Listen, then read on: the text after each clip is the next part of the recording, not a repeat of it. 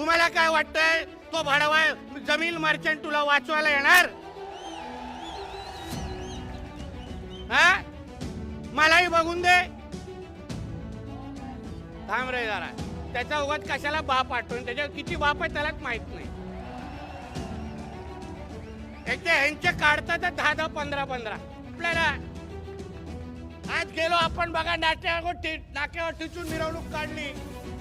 माहित नाही काय त्या लोकांना, त्या मर्चंट बडवायला माहित नाही. आम्ही लोक आलो इथे सगळं माहित, पण बिळात लपलं असेल. आज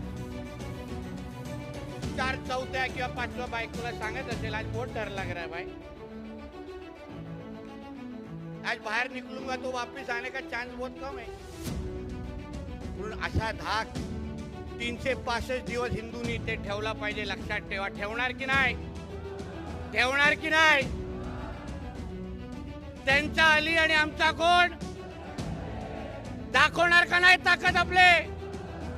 परत परत तुम्हाला इथे नितेश राणेची गरज पडता कामा नाही. तुम्ही तुमच्या हिमतीने उभे राहिले पाहिजे. समाज म्हणून तुम्ही ताकद दाखवा. आज बघा तुम्ही सगळ्यांचा घुसमट होत होती, आज आम्ही सगळेजण तुमच्यासाठी इथे आलोय. हा फक्त मोर्चा नाहीये, हा एक संदेश आहे की इकडचा हिंदू बांधव एकटा नाहीये. इकडचा हिंदू बांधवाने एकदा आठवण केली तर महाराष्ट्रातला हिंदू समाज तुमच्या मागे उभा करेन, एवढा विश्वास तुम्हाला आजच्या निमित्ताने देतो. तुम्ही फक्त इकडची हिंमत दाखवा. आम्हालाही बघायचं हे प्रशासन तुमच्या केवढ्या वाकड्यामध्ये जातात आणि इकडचे कोण काय करू शकत नाही. हो, हे साहेब बी वे असलेले साहेब म्हणणार ना असतील आपल्या घरात, इथे कोण ऐकत नाही. ते बांगल्यावर लिहिणे पुरतेच आहेत, बाकी कोण बाहेर निघणार नाही. बघून घेऊ आम्ही कोणाला काय. म्हणून ह्या पुढे जाता जाता आपल्याला एवढंच सांगेन, मला मी फार अपेक्षेने तुमच्याकडे इथे आलेलो आहे. तुम्ही हिंमत दाखवावी. जसे आमच्या या राऊत ताई सातत्याने हिंदू समाजाची विविध मुद्दे घेऊन लढतायत, या एक जसे लढतायत तसे आपण 100 अगर तयार झालो ना तर कोणाची हिंमत आपल्याकडे वाकड्या नजरेने होणार बघायची होणार नाही. त्यांचे बघा, त्यांच्याकडे कोणाही वाकड्या नजरेने पाहून फक्त हिंमत दाखवा.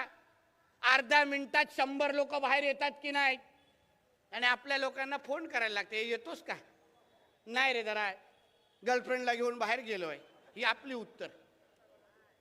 बघा तिथे त्या घाटकोपरमध्ये त्यांचा कोणतरी मुफ्ती नावाचा हा कोणतरी आलेला भाडवा त्यांचा काय बोलला तो, घाटकोपरमध्ये चेतावणी देऊन गेला आपल्या लोकांना.